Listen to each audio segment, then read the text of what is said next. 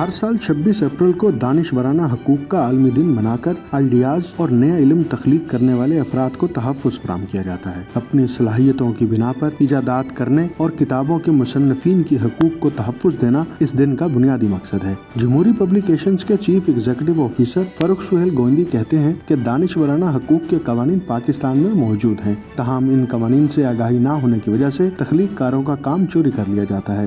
ये दिन मनाना असल में जो भी इस अदारे से मुतल्का है, लिखने से, छापने से, उसको मुतारफ़ कराने से, उसको इंटेलेक्चुअल कॉपीराइट का, प्रॉपर्टी एक्ट का, कानून का, अपना और दुनिया का कानून एक जैसे हैं, जैसे ट्रैफिक का कानून दुनिया में एक जैसे हैं, ये भी कानून एक जैसे हैं, जानना बहुत ज़रूरी है।